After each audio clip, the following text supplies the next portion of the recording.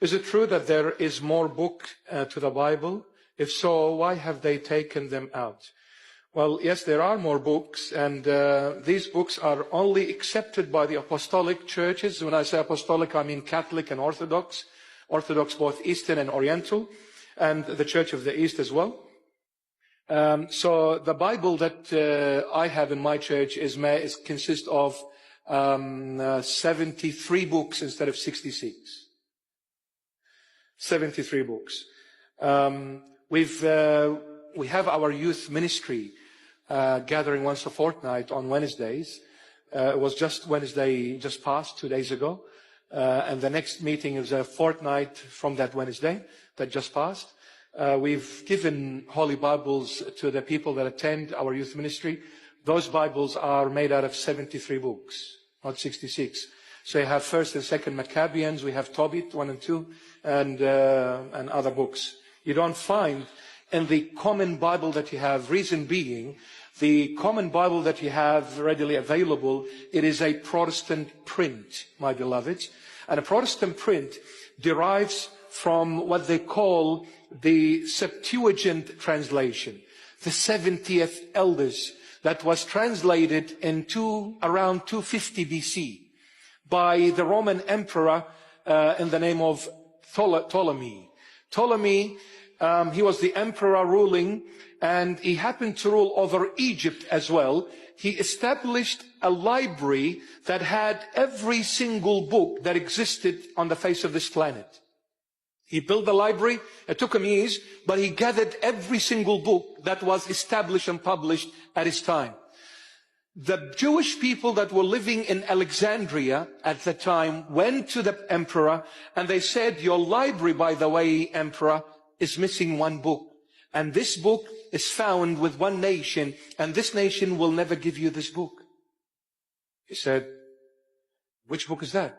They said, the Torah, the Old Testament book. The Old Testament book.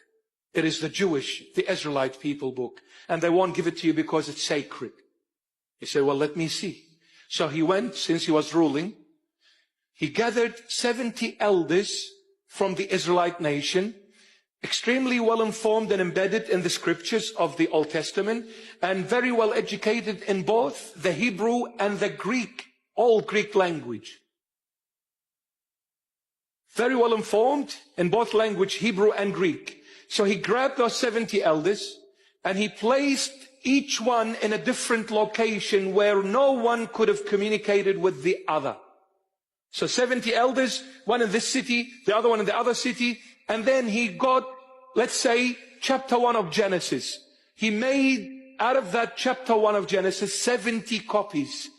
And he gave those copies to the 70 elders. And he said to them, I want you to translate this chapter 1 for me from Hebrew to Greek.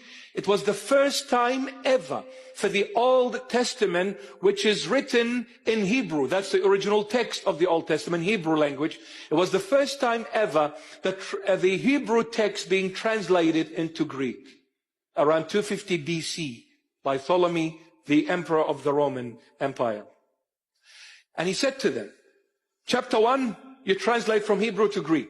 And then I'll collect all the 70 translations and I'll match them. If I see there are big differences, I'll chop everyone's head and I'll bring another 70 elders until it is translated. They got scared.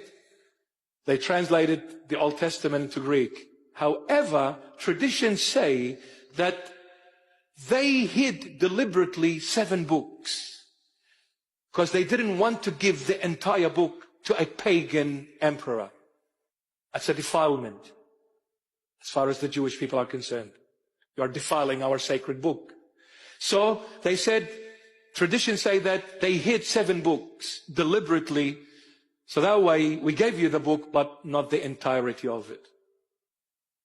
So the current Bibles are translated from the Septuagint 70, the 70th translation, i.e. translated by the 70 elders. The 70th translation had 66 books only. But those other books came into the Holy Bible through the councils that were held throughout the centuries, and then authenticated by the apostolic churches, Catholic Orthodox churches later on, and became 73 books. So yes, that's right. All right, one more? One more, please. Are you tired? You sure? Are you cold? Must be me.